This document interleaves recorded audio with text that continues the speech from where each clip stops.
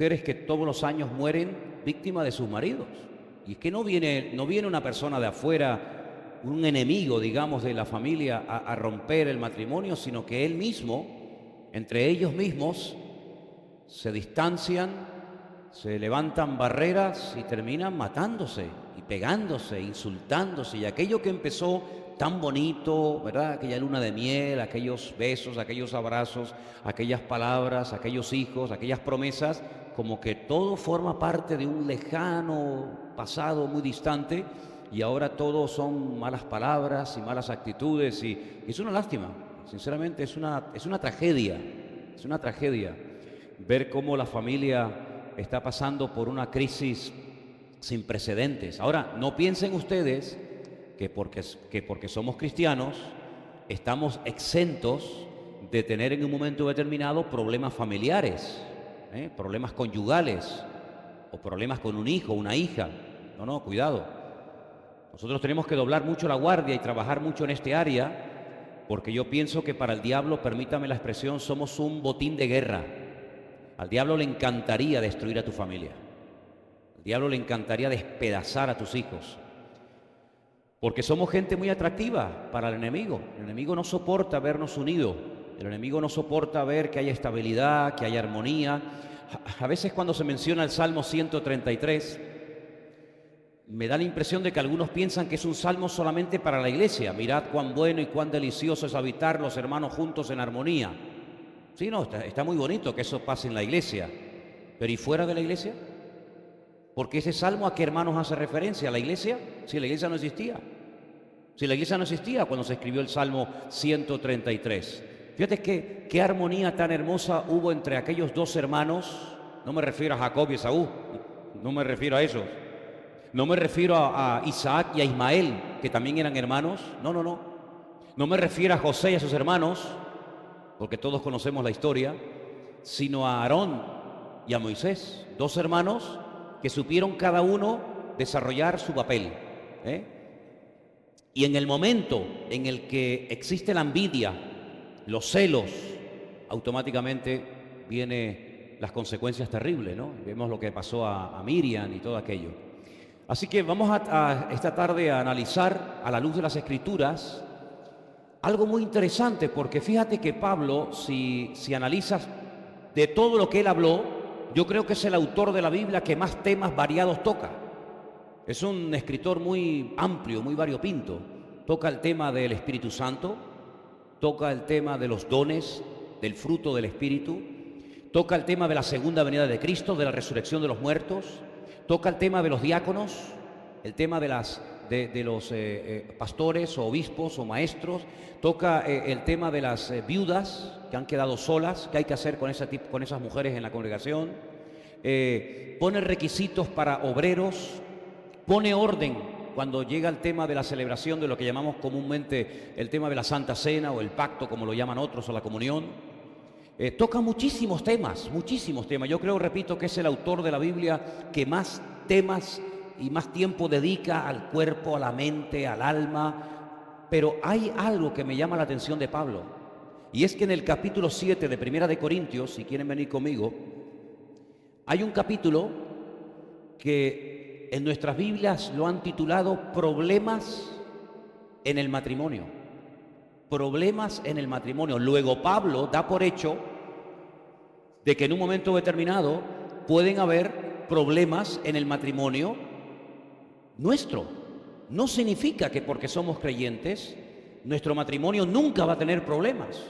No significa que tú, porque has traído a tus niños desde pequeñitos a la iglesia y se han criado prácticamente en la escuela dominical, pues tus niños nunca te van a dar ningún tipo de problema. No, cuidado. Es que no se pueden ustedes imaginar la cantidad de líos y de divisiones y hasta de divorcios que hay en gente que se llaman cristianos.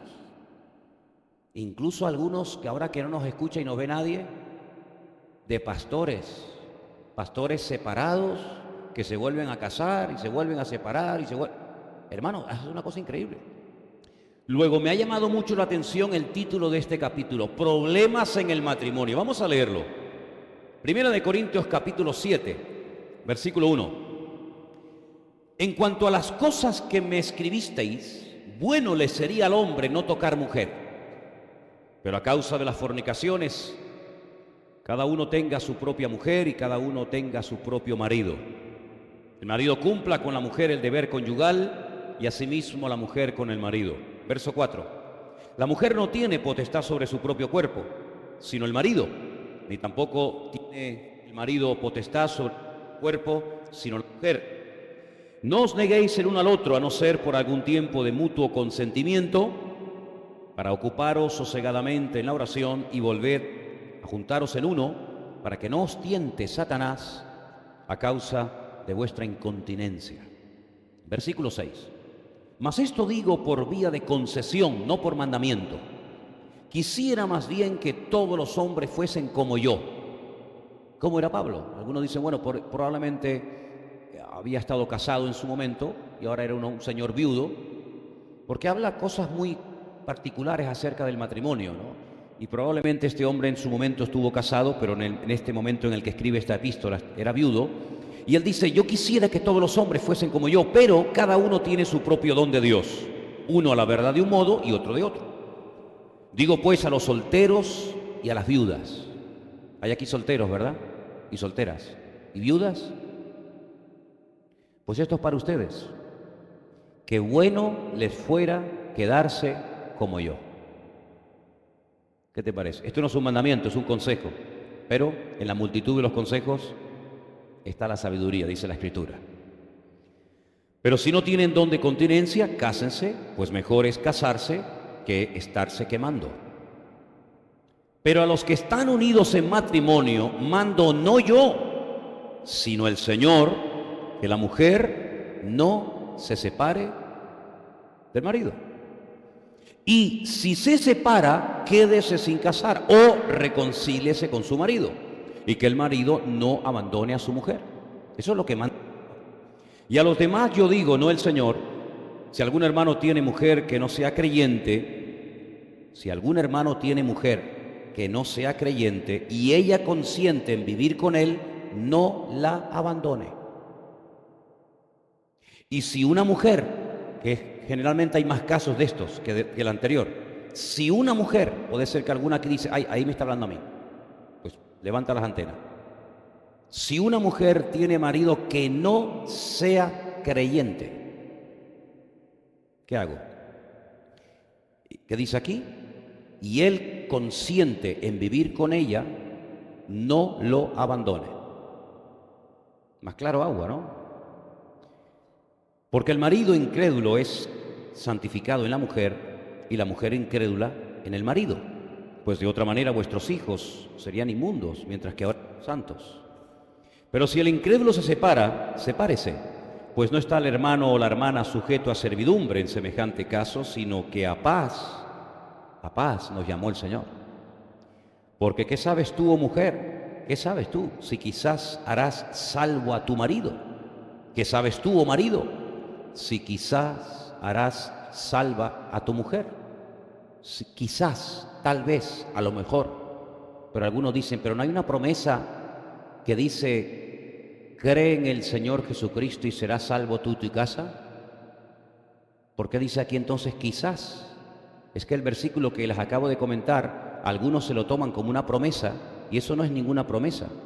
Pasa que algunos se lo toman como promesa, pero aquí no hay una garantía 100% que una mujer convertida va a ver que con el tiempo su marido se va a convertir. No hay ninguna seguridad. Claro, se ora. Lógicamente hay más posibilidades que una mujer convertida llegue a ver a su marido convertido que no. Pero no hay un 100% de seguridad. Hay que trabajar y tener mucha paciencia. Pero cada uno, versículo 17, como el Señor le repartió y como Dios llamó a cada uno, así haga. Y Pablo dice, esto ordeno en todas las iglesias. ¿Fue alguno llamado siendo circunciso? Quédese circunciso. ¿Fue alguno llamado siendo incircunciso? No se circuncida. Y así podríamos leer. Y quiero leer el versículo 39 y 40 del mismo capítulo, ¿vale? Y empezamos. 39 y 40. La mujer casada está ligada por la ley mientras su marido vive. Pero si su marido muriere, es libre para casarse con quien quiera, con tal condición que sea en el Señor. Pero a mi juicio más dichosa será si se quedare así, y pienso que yo también tengo el Espíritu de Dios, por supuesto. Si alguien lo tenía, ese era nuestro querido hermano Pablo. El jueves, para los que estuvieron y para los que no asistieron al culto, tocamos algunas situaciones que se pueden dar en cualquier matrimonio, en cualquier momento. Hablamos acerca de la importancia de aprender a adaptarnos a las circunstancias. Estamos viviendo tiempos peligrosos, hermanos. Estamos viviendo tiempos difíciles. Y puede ser que en un momento determinado el aspecto económico se vea afectado por el momento en el que estamos viviendo. Pero no vayan a pensar ustedes que solamente está pasando esto en España. No, es que esto está pasando en todas partes, ¿sabe? Algunos tienen, no sé, el concepto en la mente de que hay como un lugar en el mundo, como que allí todo va sobre ruedas y todo va de maravilla y no hay problemas. No. La Biblia dice que las pruebas que nos afectan a nosotros aquí, a otros hermanos nuestros también les están afectando de la misma manera en otra parte del mundo. Así que en algún momento determinado, si el Señor lo cree oportuno, porque siempre decimos que todo está bajo el control del Señor, amén, puede ser que pasemos por dificultades económicas difíciles. Puede ser que uno de los dos o los dos estén sin trabajo. ¿Y entonces qué hay que hacer? Bueno, yo aconsejo quejarse, lamentarse, ponerse nervioso, dejar de dormir, echarle la culpa al gobierno, al diablo, a todo el mundo. No, yo nunca dije eso. Yo lo que dije, más bien cité Filipenses capítulo 4 y les mencionaba las palabras del apóstol Pablo cuando dijo: hermanos, yo sé que ustedes siempre han tenido deseos de bendecirme, ustedes siempre han tenido deseos de cuidar de mi vida, pero os faltaba la oportunidad. Y dice: yo recibo como olor fragante la ofrenda de amor que me habéis enviado, pero digo para vuestra tranquilidad que estoy bien, porque todo lo puedo en Cristo que me fortalece, porque he aprendido, esa palabra me encanta, he aprendido, claro, lleva tiempo. He aprendido a contentarme cualquiera que sea mi situación. Sé vivir en abundancia y sé vivir en escasez. En todo y por todo estoy enseñado. Porque, repito, todo lo puedo en Cristo que me fortalece. Luego, ese principio que Pablo expone en la carta a los Filipenses, creo que es un principio que está en plena actualidad hoy en día. Ante cualquier circunstancia, abundancia, escasez, enfermedad o cualquier otra situación, aprender a gozarnos en el Señor, no quejarnos, no lamentarnos, seguir mirando hacia el Señor, agarrarnos a sus promesas y sobre todo algo que les dije el jueves pasado y lo recuerdo, recordar cuántas victorias hemos obtenido en el pasado en el nombre del Señor. Porque a veces parece que cuando estamos pasando momentos difíciles como que se nos nubla la vista. Y nuestra vida, podemos decir hoy por hoy, que ha habido de todo, ¿verdad? Pero sobre todas las cosas podemos decir para la gloria del Señor que hay muchas victorias, hermanos, en nuestra vida y que tenemos que recordarlas y echar mano de ellas como hacía David. ¿Os acordáis que os dije? Hermanos, se nos presenta una situación nueva, se nos presenta un desafío tremendo, pero ¿y a qué nos agarramos? Hermanos, no se preocupen, no se preocupen. En algún momento de mi vida quiero comentarles que una vez vino un oso a atacar a mi rebaño y el Señor me dio fuerzas y lo maté y di la victoria del Señor. Gloria a Dios. Y en otro momento vino un león y me levanté contra él y lo derroté. Y por lo tanto, si el Señor me ha ayudado en el pasado de diferentes formas y maneras, ¿cómo no nos va a ayudar ahora ante este nuevo desafío que no es un oso, no es un león, es un gigante llamado Goliat, pero es exactamente igual para el Señor darnos la victoria otra vez? ¿Cuántos dicen amén? Por lo tanto es bueno en vez de estar lamentándonos y lamiéndonos las heridas y que no tengo esto y que no tengo aquello y que las puertas se me cierran y que nadie me llama y que no me contestan aquella carta que escribí y no sé qué, no sé cuánto. No, por ahí no van los tiros. Dice la Biblia que el creyente no tiene que tener la mentalidad, ni la actitud, ni el vocabulario de los gentiles que se agobian y se afanan ante lo que no tienen, sino que tenemos que perseverar y reafirmarnos en nuestra fe y decir: busquemos primeramente el reino de Dios y su justicia y todo lo demás vendrá por añadidura. Y si tenemos que comer pan, pero con la bendición de Dios, nos entrará mejor que un gran manjar sin la bendición del Señor. Esa es la actitud que tenemos que aprender y enseñársela a nuestros hijos. Que no solamente los padres vivan con esa, no digo resignación, con esa fe o con esa confianza y que nuestros hijos vayan en otra frecuencia. No, no, no, no. Aquí vamos todos al unísono. Y en la casa, tal vez el eslabón más débil, habrá que llamarle y decir, oye, tranquilos, que aquí lo importante no es la cantidad, aquí lo importante no es lo que tenemos, aquí lo importante es lo que somos. Y somos hijos de Dios, y como hijos de Dios sabemos que nuestra cobertura es el Señor, y aunque Él permita que pasemos por circunstancias difíciles o duras en la vida, Él es nuestro pastor y nada nos faltará. ¿Cuántos dicen amén? Y desarrollar sobre todo el conocimiento de Dios, lo dije el otro día en Colosenses 1:10, y desarrollar el conocimiento de la voluntad de Dios, porque a veces hay cosas que Dios nos está enseñando en medio de la situación en la que estamos atravesando que no terminamos de entenderla. Y por eso es muy importante tener un conocimiento amplio de la Escritura, tener una buena comunión permanente con el Señor, para que cualquier circunstancia que se nos vaya un poco de las manos, nos demos cuenta de que detrás de toda esa situación siempre hay una enseñanza, una lección que tenemos que aprender en la vida. Ahora, en el capítulo 7 que hemos leído en esta noche, encontramos que hay momentos en los que puede haber otro tipo de problemas. Pablo no habla aquí de problemas económicos, Pablo no habla aquí de hijos rebeldes, Pablo no habla aquí de situaciones de enfermedad, que también a veces traen un poco de caos a la familia y desestabilizan un poco la tranquilidad del hogar, sino que habla de problemas debido a que uno de los dos no es creyente. Puede ser él o puede ser ella.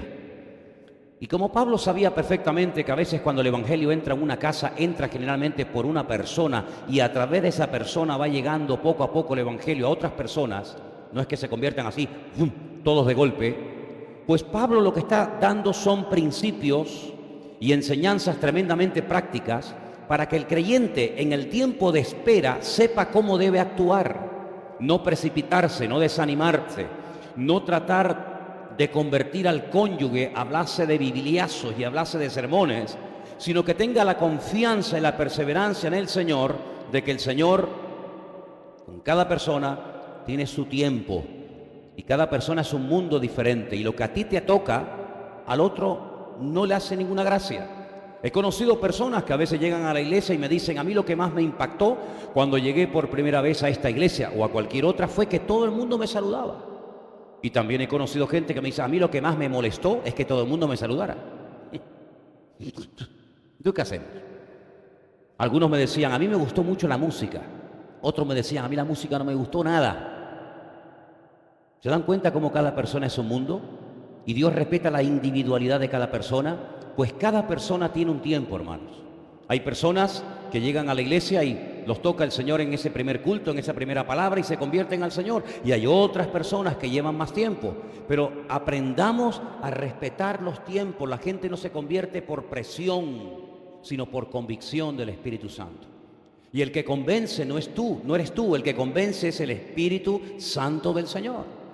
Y las mujeres tienen un arma, según la Biblia, que dice, ganen a sus maridos no por las palabras, sino por las acciones y por las obras, ¿verdad? Ahora, en este capítulo encontramos que a veces hay lo que se llama, según la Biblia, yugos desiguales. Vamos a ir un momentito a 2 de Corintios, capítulo 6, por favor, versículo 14. 2 de Corintios, capítulo 6, versículo 14.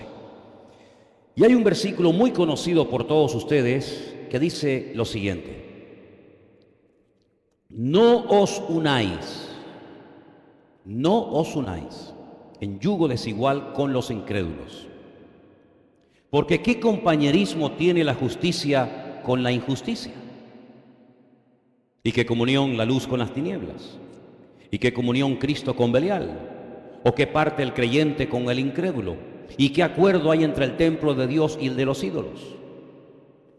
Una de las grandes advertencias que le hacemos a toda persona que quiere de alguna manera rehacer su vida o encontrar al hombre o a la mujer de su vida es que no se precipite y que de ninguna manera caiga en el error de dejarse arrastrar o seducir por una persona que aparentemente puede ser el hombre o la mujer de tu vida, pero que tiene un gran problema, y es que no es creyente, es un inconverso.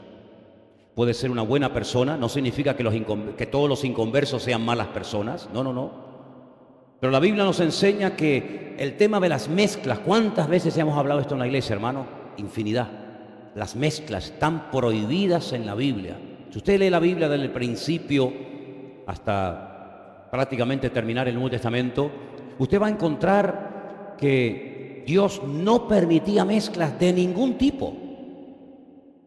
No permitía sembrar campos con 2 semillas diferentes, no permitía vestirse con prendas de diferente material, no permitía ni siquiera injertos de diferentes árboles o frutos, no permitía labrar un campo con un buey, con una mula, para que psicológicamente fuera penetrando, fuera interiorizando en el pueblo de Dios la enseñanza fundamental de que hay cosas que no se pueden unir, hay cosas que separadas funcionan perfectamente.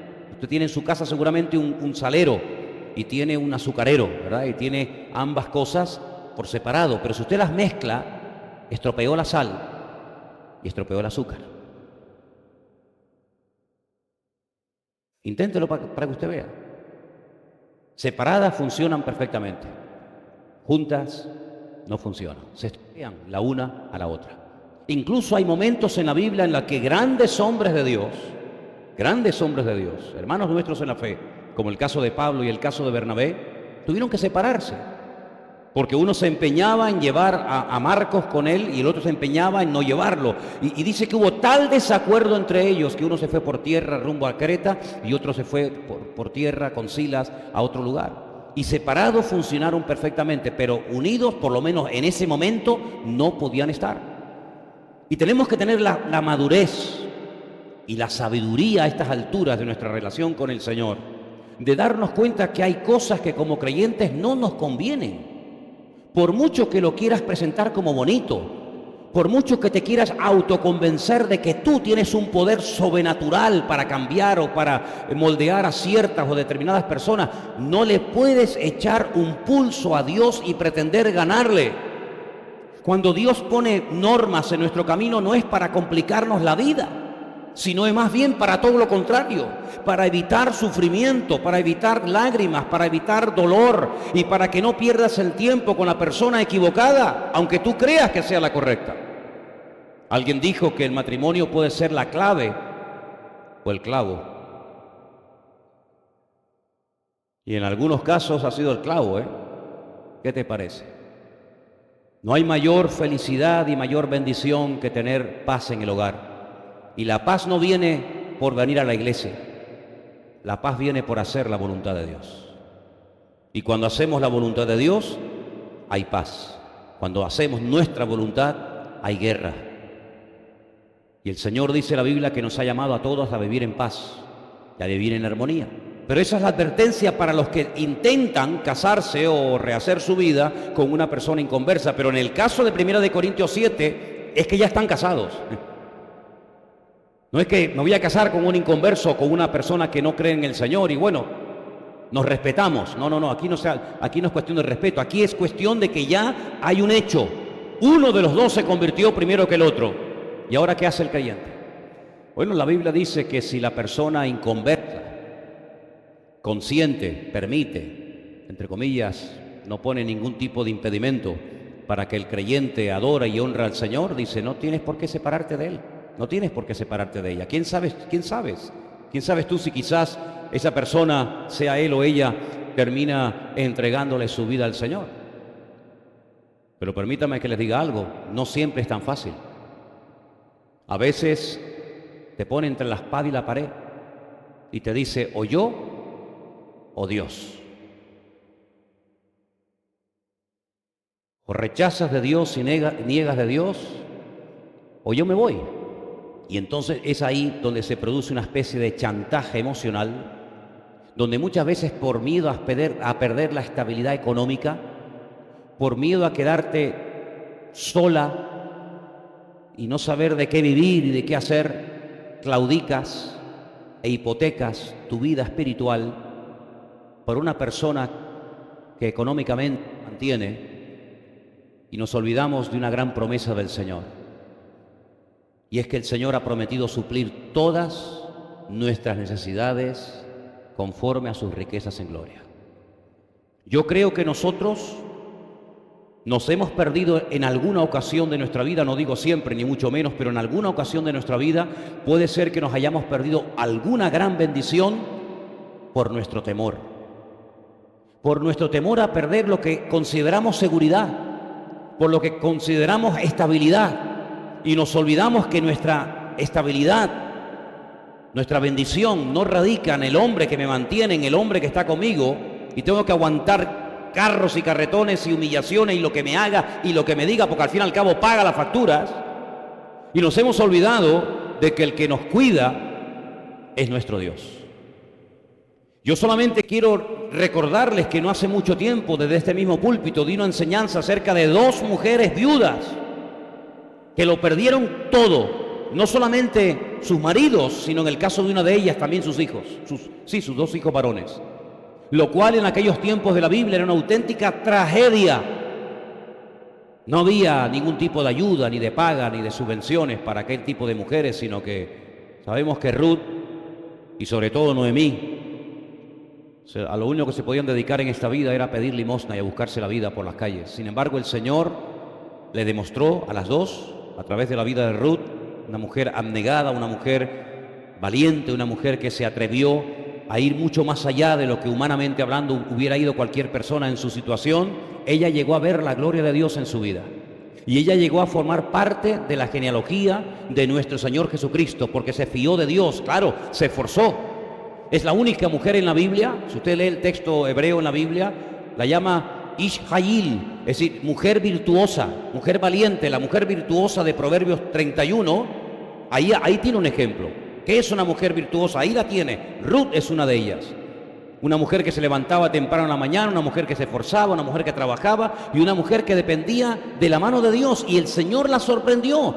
Nosotros muchas veces por nuestra religiosidad, tal vez por nuestros esquemas religiosos, por el tiempo que llevamos convertidos o no sé qué, hemos como encasillado y hemos perdido la capacidad de ser sorprendidos por nuestro Dios. Hay creyentes como que ya lo saben todo. Hay creyentes que ya llevan tanto tiempo en esta iglesia o en otra congregación o en otras iglesias, como que ya el Señor ya no te puede sorprender más allá de lo que has visto o aprendido o recibido a lo largo de tu vida. Y no es así. El Señor todavía tiene muchas sorpresas y muchas formas y muchos regalos en el camino para cada uno de nosotros. Pero ¿cuántas veces decimos, bueno, eso en la Biblia sí, pero hoy en día? Y es que nuestro Dios no es el Dios de la Biblia. Nuestro Dios no es el Dios de Abraham, de Isaac, de Jacob, de Ruth, de Daniel, de Moisés, de Jeremías, de Isaías, de Pablo, de Pedro, ¿sí o no? Por lo tanto, el poder del brazo de nuestro Dios no se ha cortado. Creo que todavía hoy en día Dios puede hacer algún milagro en nuestra vida. Creo que hay situaciones que se nos pueden escapar de nuestro control, sí. ¿Y saben qué? Una de las cosas que yo veo que Dios está haciendo desde hace mucho tiempo en la vida de muchos de nosotros es que cada vez controlamos menos. ¿No te pasa? El ser humano tiene la tendencia de querer tener siempre todo bajo control. ¿Cuánto gano? ¿Cuánto tengo? ¿Cuánto no tengo? Los zapatos, el coche, la moto, la letra, el móvil, el ordenador, el colegio de los niños, las vacaciones, y lo tenemos todo como bien controladito. En el momento en el que se nos rompe algo del puzzle, ahí perdemos los nervios. Y es precisamente donde quiere entrar el Señor y decir, déjame hablar a mí algún día. Déjame ser tu Señor, déjame ser tu pastor, déjame guiarte más allá, déjame llevarte a aguas profundas, que siempre estás nadando en la orilla, siempre quieres nadar sintiendo la arena bajo tus pies, y atrévete a ir más allá, a mayores alturas y profundidades con el Señor. ¿Puede el Señor todavía sorprendernos, sí o no? Por supuesto que sí. Ahora, cuando yo hablo de matrimonio, espero que lo tengan todos claro, pero por si acaso lo voy a dejar claro. En la Biblia encontramos que lo que llamamos hoy en día matrimonios, había 2 aspectos, y hoy en día se siguen manteniendo. El aspecto, digamos, legal, y el aspecto, digamos, entre comillas, espiritual. No estamos en los tiempos bíblicos donde, por ejemplo, Abraham llamaba a su siervo de confianza, Eliezer, y le decía, mira, vete a tierras lejanas y trae una esposa para mi hijo. Y el hijo ya tenía 40 años y el hijo decía, bueno, pues vale, pues menos mal que la que le trajo el siervo Eliezer le gustó, porque imagínate, ¿no? Digo yo, con todo mi respeto, que hubiera dicho, padre, yo estaba mejor soltero, ¿eh? Yo estaba mejor cuidando los camellos. Pero no, parece ser que el Señor, como todo lo hace bien, amén, hermanos, todo lo hace bien, porque aquel hombre puso pruebas y las pruebas salieron todas perfectas. Pero en aquellos tiempos se usaba de testigos, se llevaba a la puerta de las ciudades donde estaban los ancianos y había testigos y se formalizaba la relación. Pero hoy en día estamos viendo en una época en la que todo se basa en base a documentos, en base a papeles, en base a escrituras y es así, efectivamente. También en la Biblia se usaban escrituras y también en la Biblia se hacían pactos, ¿verdad?, para demostrar que esta tierra era mía y que yo la había comprado, etcétera, etcétera.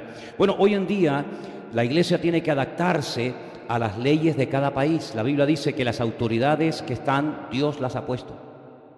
¿Sí o no? ¿Dios puso a Trump en Estados Unidos? Pues yo creo que sí, porque la Biblia dice que no hay ninguna autoridad sino las que hayan sido puestas por Dios. Y yo creo que tenemos el gobierno que Dios quiere que tengamos en este momento. Y yo creo que el Señor tiene todo bajo su control. Claro, ahí entran los gustos. No, es que yo soy de un lado, yo soy de otro, pero el Señor, cuando hace las cosas, las hace por un motivo que a veces nosotros no conocemos. Y puede ser que el guardia civil que mañana nos pare en la carretera, si vamos a 220 por la carretera, por poner un ejemplo, sea un adúltero, o sea un santero, o sea un homosexual, o sea un ladrón. Pero, amigo, cuando te dice alto, usted no puede decir, ¿usted es convertido? Eso le hice yo una vez a un policía en Estados Unidos cuando iba de Miami a Pensacola. Y claro, en aquellas carreteras con aquellos cochazos, pues hay unos botoncitos que tú le das. Yo fui por todo el camino apretando todos los botones que el coche tenía, todos. Bajaba, subía, encendía las luces, todos los botones. Y entonces le di a un botón y el coche iba solo. Y me paró un policía, era así, y así. No sé si era más ancho que alto. Y me dice, ¿usted sabe por qué lo he parado? Y yo le digo, yo soy pastor y voy a una iglesia. Y me dice, me parece muy bien. ¿Usted sabe por qué lo he parado?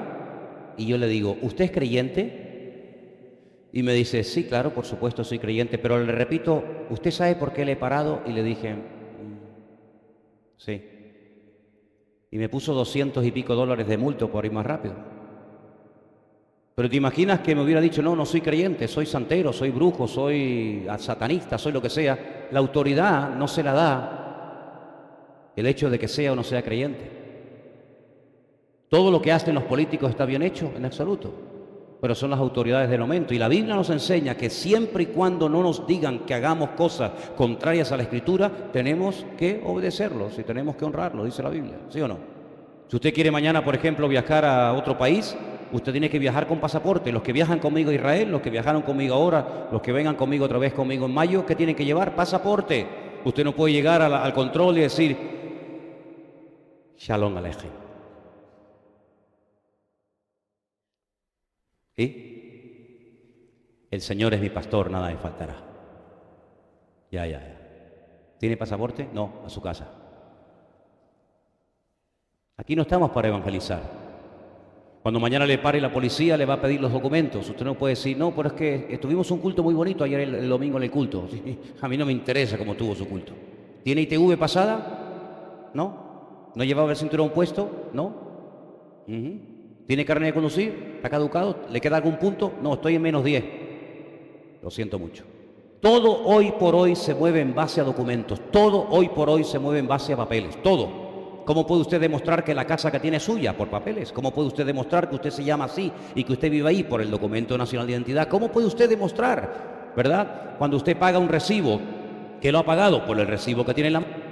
¿Por qué cuando hablamos acerca del tema del matrimonio parece como que esto no tiene necesidad de darle un matiz o darle un aspecto legal? Claro que hay que dárselo, claro que hay que dárselo, por supuesto que sí. Las autoridades están puestas, dice la Biblia, para que las obedezcamos. Y dice, y el que hace lo bueno no tiene que tener miedo de la autoridad. El que tiene que tener miedo de la autoridad es el que va mal, en desorden, y sin hacer las cosas decentemente y con orden, como dice la palabra. Por lo tanto, nosotros creemos y hemos enseñado de toda la vida en esta congregación y a lo largo de nuestra vida, que cuando una persona dice que está casada, tiene que poder demostrarlo. No, es que yo llevo viviendo con él 20 años. ¿Pero usted puede demostrar que está casado? ¿No? Entonces, ¿qué está esperando? Luego hay un aspecto, digamos, religioso. Es la ceremonia, ¿no? En la congregación, los hermanos, todo lo que ustedes quieran. Pero una cosa no quita la otra. Nosotros los cristianos respetamos a las autoridades, respetamos a la ley. Y tenemos que ser ejemplos en ese aspecto, hermano. No podemos ser como creyentes un desastre y un desorden en este área, ¿saben? Y por eso cuando vamos a la palabra de Dios nos encontramos que Dios bendice el orden, no el desorden. Dios bendice el orden. Y Dios es un Dios de orden desde Génesis 1:1 hasta la amén de Apocalipsis. Es orden en todo, en lo económico, en lo familiar, en la iglesia, en los hijos, absolutamente en todo. No puede ser bajo ningún concepto una persona llamado cristiano y luego hacer lo que le va la gana en cuanto a las leyes. Pero eso sí, cuando vienen una paga y se enteran que hay una paga por ahí que pueden recibir, ahí se van a cobrarla y ahí se van a meter papeles y allí se van a moverse para ver si pueden hacer, digamos, beneficio de esa paga. Para eso sí, pero para otras cosas no. Pues somos para todo o no somos para nada. ¿Cuántos dicen amén? Cuando vamos a este capítulo 7 del libro de 1 de Corintios, encontramos que hay momentos en los que la convivencia es imposible. Hay un momento incluso hasta que la integridad física se puede poner en peligro. Recuerdo, podría encontrarle muchos casos de hermanas que sus maridos les pegaban. Puedo contarle casos de mujeres que en un momento determinado hasta fueron golpeadas y fueron dañadas psicológicamente. Y no les quedó más remedio que poner un tiempo tierra por medio y separarse. Y es bíblico el separarse un tiempo. Pero dice que si el creyente se separa, dice que tiene que esperar en Dios y quedarse de momento sin casar. Porque el matrimonio no es hasta que aparezca uno más guapo, más joven o más rico que el que tengo. Me acuerdo una vez, y lo conté aquí no hace mucho tiempo, que vino un pastor de Estados Unidos a España, a Madrid concretamente, y él quería hacer cultos unidos con diferentes congregaciones. Y yo estaba en ese día, en esa reunión de pastores. Y yo pregunté, este pastor, ¿qué tipo de ministerio, qué tipo de mensaje tenía? Y me dijeron, ustedes lo saben porque ya lo he contado en otras ocasiones, que era un hermano que tenía una nueva revelación del Espíritu Santo. Yo ya me puse en guardia. Porque a mí cuando me vienen con nuevas revelaciones que no están en la Biblia, ya me pongo en guardia. Digo, ¿y qué nueva revelación es esta que trae este caballero? Y me dicen, es una revelación que se llama el alma gemela. ¿Y eso qué es?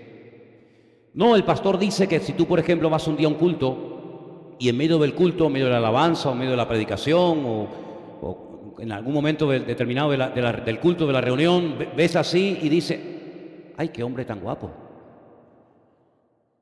¡Ay, qué hermana tan atractiva! Pues eso es que el Espíritu Santo te está diciendo que ese era el que tenía que haberte casado contigo. Pero como no lo conocías, te casaste con el otro. Pero ahora el Espíritu te dice, ves que te equivocaste, era aquel, era aquel. Claro, generalmente el que te gusta tiene 30 años menos que el que tienes, etcétera, etcétera, ¿no? Y yo le dije a este señor, digo, mire, hermano, esto no es alma gemela, esto se llama adulterio en toda regla. Así de claro.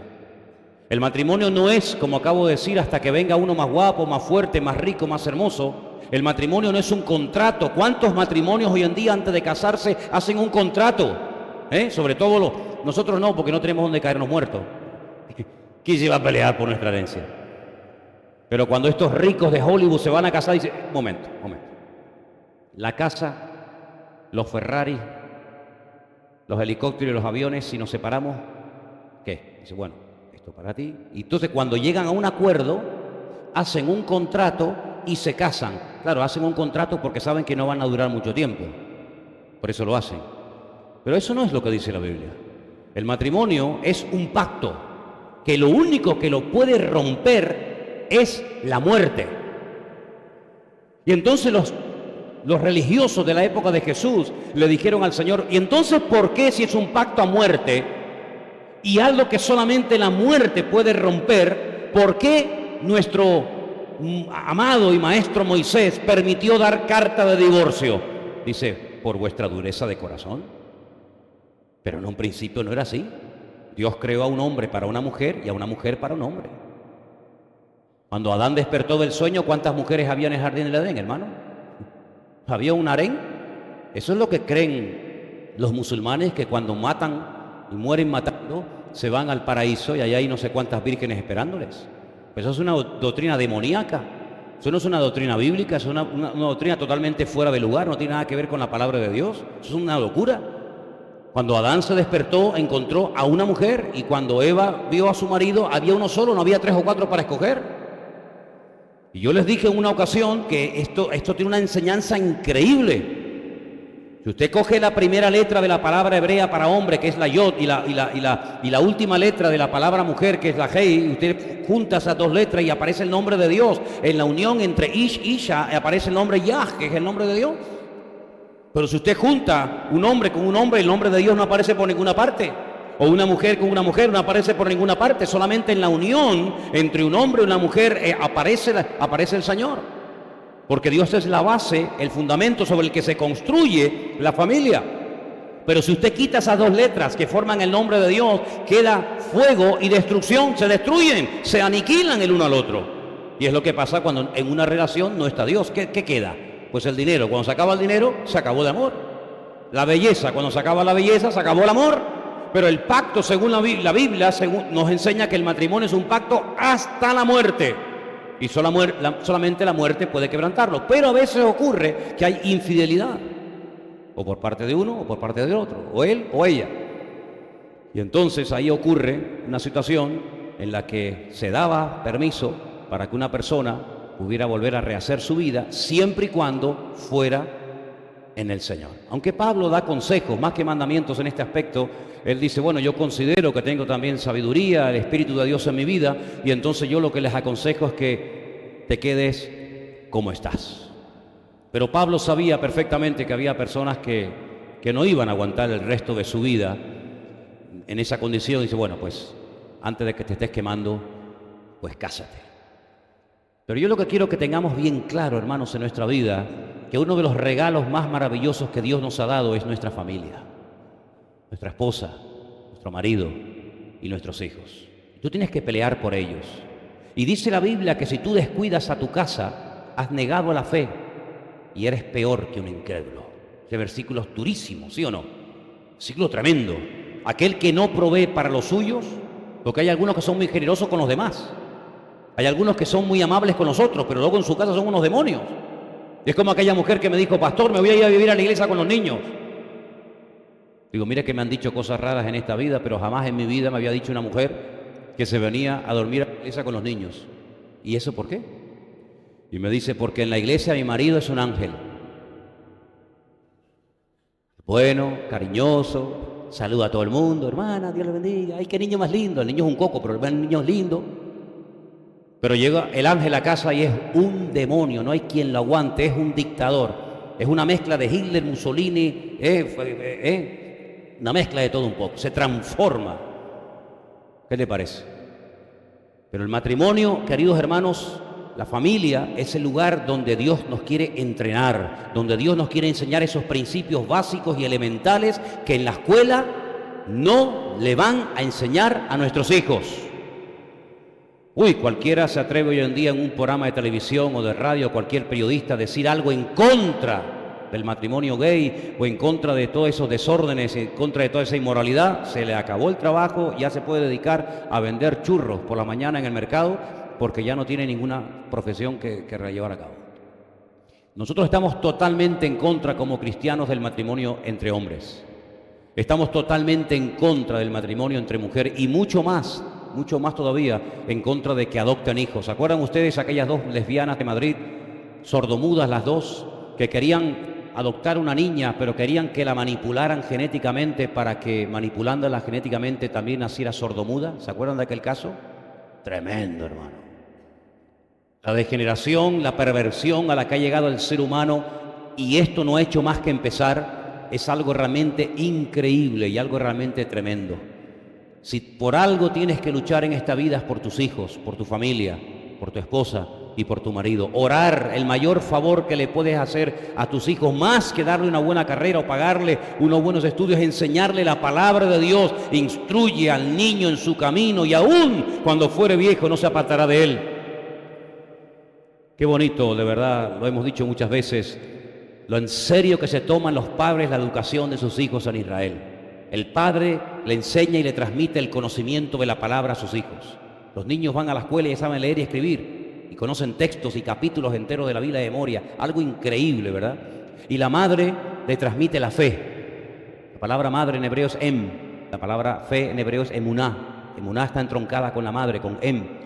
De ahí que le decía el apóstol Pablo a Timoteo: Timoteo, la fe que ahora tienes la tuvo tu abuela Loida y se la traspasó a tu madre Eunice y ahora la tienes tú. Es una fe que va pasando de generación en generación. El padre el conocimiento y la madre la fe, y ambos se complementan y son un equipo para hacer de esa criatura una persona útil en las manos del Señor. Si no se le pueden dar buenos juguetes o regalos, no pasa nada. El mayor regalo, lo mejor que le puedes dar a tu hijo es la enseñanza de la palabra de Dios, pero no solamente la enseñanza teórica. Cuidado, porque aquí durante muchos años se nos enseñó y se nos dijo que teníamos que hacer lo que ellos nos decían, pero no hacer lo que ellos hacían. ¿Os acordáis de aquello? Nosotros no somos así. Si nosotros le decimos a nuestros hijos que tienen que leer la Biblia, pregúntate tú a ti mismo, papá y mamá, si tú ya la has leído. Si tú le dices a tu hijo que tiene que colaborar en la iglesia, pregúntate a ti mismo si tú estás colaborando en la congregación. Y déjenme que les lance una pregunta a todos los padres y madres que están aquí esta noche. ¿No hay mayor privilegio en la vida que ver a nuestros hijos integrados en las cosas del Señor? ¿Sí o no? ¿Cuántos padres desearían ver a sus hijos como tú, a los tuyos, los ves en el culto de jóvenes, en la alabanza, de Ujieres, en la canción, repartiendo folletos, en un campamento, en un retiro? Hermano, es el mayor privilegio. Y pienso que la mayor desgracia para unos padres es ver a sus hijos que no quieren saber nada de las cosas del Señor ni de su palabra, ¿sí o no? Por lo tanto, hermanos, vamos a tomarnos muy en serio esto. Porque, y voy terminando, nosotros no solamente transmitimos nuestra genética a nuestros hijos. Yo dije la semana pasada, ¿os acordáis? Que había 3 elementos muy importantes en la vida de una persona: la educación, el ambiente y la genética. Y hablamos, yo creo que quedó bien claro estos 3 elementos en la vida de cualquier ser humano: la genética, la educación y el ambiente. Pero ¿saben una cosa? Hay una cuarta transmisión que yo quiero, si me permiten brevemente, compartir esta noche con ustedes, teniendo en cuenta que muchos de los que estamos aquí somos padres y madres y otros lo serán, Dios mediante, o por lo menos así espero. Nosotros transmitimos nuestra parte espiritual a nuestros hijos. Y voy a ponerles varios ejemplos bíblicos, no para intentar convencerles, sino para llevarles a que ustedes reflexionen y saquen sus propias conclusiones. Dice la Biblia que en una ocasión estaba Moisés en el desierto con toda aquella multitud enorme que él estaba tratando de pastorear y de atender. Bien temprano a la mañana, tratando de administrar justicia, de dar consejos, de enseñar la palabra a unos y a otros. Pero hermano, no estábamos hablando de una congregación de 10 o 20 personas. Estábamos hablando de un pueblo que tenía probablemente más de 1 millón de personas en el desierto. Había que enseñarles absolutamente todo. Tenían una mentalidad mezquina, una mentalidad de tubo, una mentalidad de esclavos, y había que enseñarles una vida nueva. Había que enseñarles pues toda la palabra de Dios y tantos principios a los agricultores, a los ganaderos, a las viudas, a los solteros, a los que iban a la guerra, a los que... Eran tantas cosas. Y un día cayó por el campamento nada más y nada menos que un hombre que en la Biblia recibe 5 nombres diferentes. 5 nombres diferentes para la misma persona. Uno de ellos, el más conocido, Yetro, su suegro. Dice que venía y comenzó a observar a Moisés, y cuando terminó el día le dijo: Moisés, jamás vas a poder atender a tanta gente como tienes. Son más los que quedan por atender que los que atiendes. La obra es mucha, es inmensa. Tú no puedes, por muy temprano que te levantes y por muy tarde que te acuestes, tú no puedes atender a tanta gente. Es imposible. Además no tienes tiempo para ti, ni para tu familia, ni para tus hijos, ni para nada. Vas a terminar reventado. Moisés, el gran hombre de Dios, aquel hombre que tenía una comunión con Dios que jamás nadie ha logrado tener en esta vida.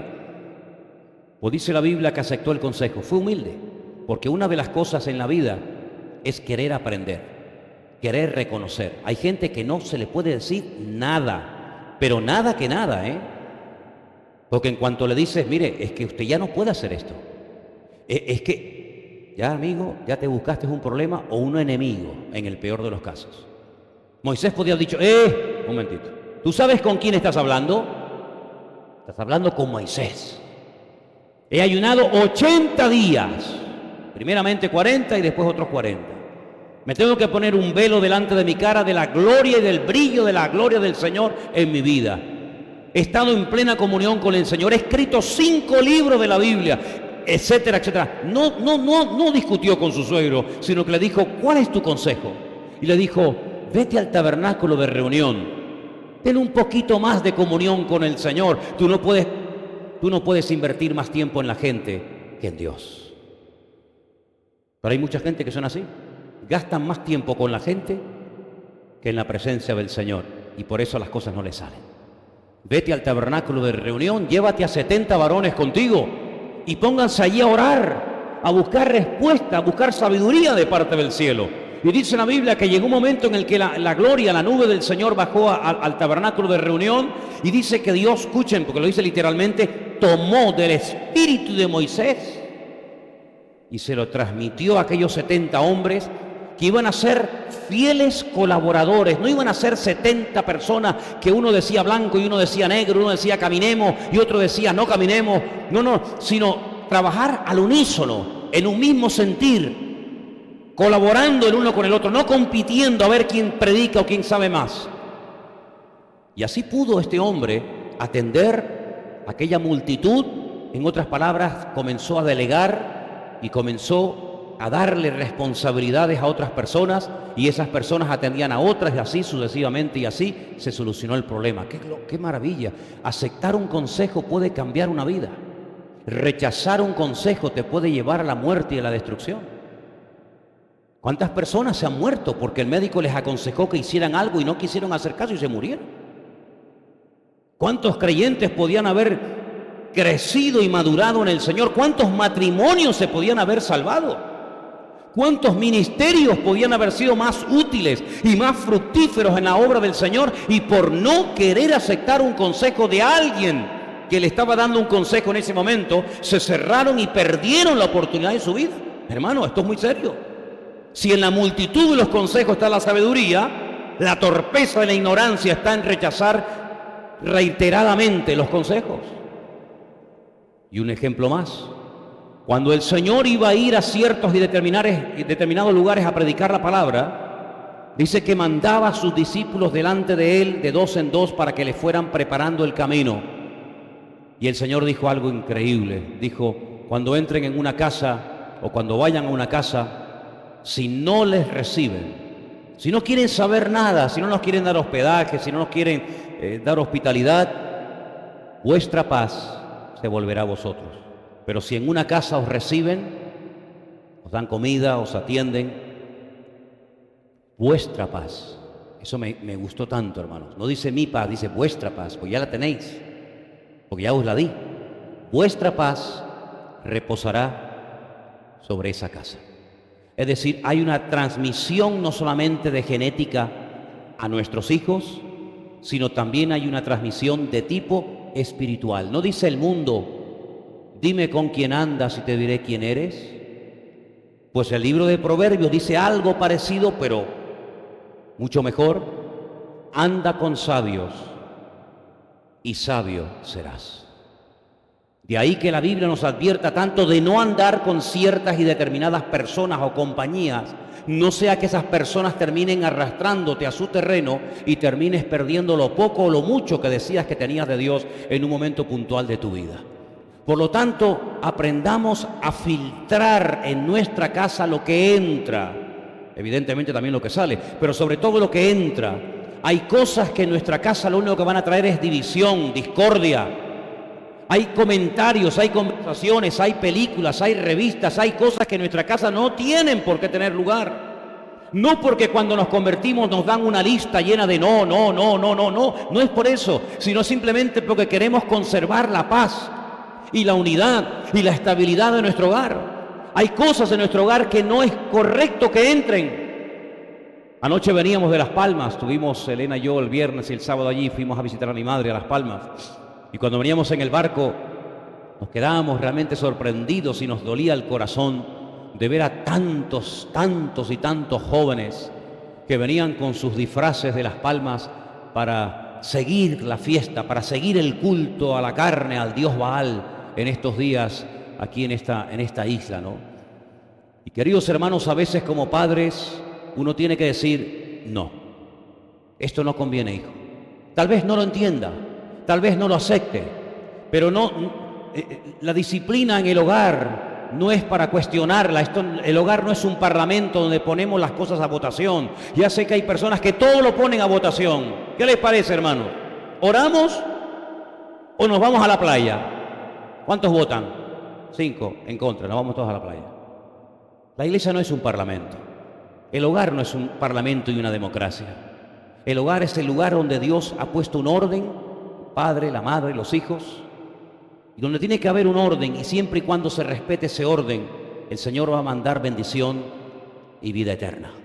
Pero no quieras vivir tu relación con el Señor a tu manera, permitiendo cosas que Dios no permite, tratando de unirte y comprometer tu vida con personas que no son la persona idónea para tu vida. Y yo solamente digo una cosa y termino: más vale estar sola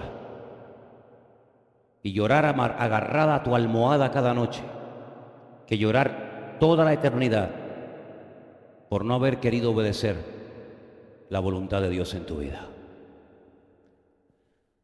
Espero que esta palabra que has oído esta noche sea de aliento a tu vida y no intentes vivir una vida cristiana a tu manera, sino que te sometas y te sujetes a la palabra de Dios, porque ella será la lámpara que va a iluminar toda tu vida. Si estás a tiempo de cortar una relación que no es de Dios, si le estás dando lugar a sentimientos que no son de Dios, sino que son tuyos, que tú mismo alimentas y tú mismo realimentas, estás a tiempo de poner el freno, amigo, y decir: Señor, perdóname y ayúdame solamente en esta vida a hacer tu voluntad, cualquiera que sea. ¿Cuántos dicen amén? Yo sé que es muy fácil decir amén, y más cuando yo digo amén, amén. Pero, amigo, que cada uno sea responsable delante de Dios de lo que ha oído. Cierra tus ojos, vamos a orar en esta noche, hermanos. Aleluya. Gracias, Señor. Cierra tus ojos.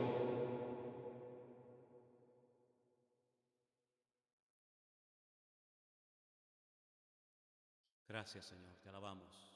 Tú eres digno de toda gloria, tú eres digno de toda alabanza, y queremos en esta noche, Padre del cielo, Dios todopoderoso, aleluya, queremos pedirte: ayúdanos, Señor. Ayúdanos, Señor, a hacer tu voluntad. Quita de nosotros cualquier decisión equivocada. Quita de nuestra vida, de nuestro corazón, cualquier deseo engañoso de la carne. Aquello, Señor, que no trae paz, aquello que no es conforme a la voluntad de Dios, quítalo, Señor. Y te pido en el nombre de Jesús por cada familia aquí representada. Yo quiero que usted, padre, usted, madre, tu hijo, hija, ores en este momento por tu casa. Nuestros hogares tienen que ser centros de bendición. Tú tienes como cristiana y como cristiano la obligación de llevar paz a tu casa, de quitarle leña al fuego y de no hablar cosas que no convienen y que no edifican. Tú tienes la responsabilidad de llevar a cada uno de tus hijos al altar de Dios, a los pies del Señor, y orar para que el Señor los guarde y los mantenga. todos los días de su vida en victoria. Tentaciones y luchas y presiones vendrán, hermano, no te quepa la menor duda, pero detrás hay un padre, detrás hay una madre orando por esa hija, por ese hijo, que pasa horas y horas cada día fuera del hogar, escuchando, viendo, bajo presiones tremendas que no te puedes ni imaginar. Pero no vamos a ser padres temerosos, sino decir: mis hijos están en las manos del Señor. Y yo sé que salen de mi casa cubiertos por el nombre del Señor, y mi Señor me los va a cuidar y me los va a proteger. Eso no significa de que yo no voy a orar por ellos, eso no significa de que yo de vez en cuando no tendremos alguna conversación que otra, pero no puedes estar con la inseguridad, con el temor. ¿Dónde estarán? ¿Dónde no estarán? ¿Qué estarán haciendo? No puedes vivir bajo esa presión, hermana. No puedes vivir bajo ese nerviosismo continuo y permanente. Encomienda al Señor tu camino. Confía en Él y Él hará. Y solamente quiero recordarte que tú tendrás que rendir cuenta delante de Dios por los años que tu hijo o tu hija pasó bajo tu techo. Así que tómate en serio la educación espiritual de tus hijos. El futuro en esta vida y la vida eterna de tus hijos dependerá en gran medida del tiempo y la vida que hayas invertido en ellos. Señor, danos sabiduría como padres, ayúdanos a todos y a cada uno de nosotros. Sobre todo queremos orar en esta tarde si hay alguna hermana o algún hermano que su cónyuge, su esposa o su marido aún no se ha rendido a ti, Señor. Toca ese corazón y que a través del testimonio, a través de las buenas acciones, a través de la vida de ese creyente en ese hogar, pueda venir la salvación a esa casa. Y te doy gracias porque yo sé, Señor, que si hacemos nuestra parte, tú siempre harás la tuya. Trae bendición a cada familia aquí representada. Aparta la carnalidad, las banalidades, el pecado, el desorden. Aparta el modelo y el estilo de vida del mundo. Y que en nuestros hogares solamente se mueva la bendición de nuestro Dios. Sabemos que vivimos tiempos difíciles, tiempos peligrosos, pero sabemos, Señor, que tú estás con nosotros y con tu ayuda y tu bendición podemos vivir en paz, porque a paz tú nos has llamado. Gracias te damos en esta tarde por tu bendita palabra. La guardamos en nuestros corazones y meditamos en ella durante toda esta semana. En el nombre de Jesús.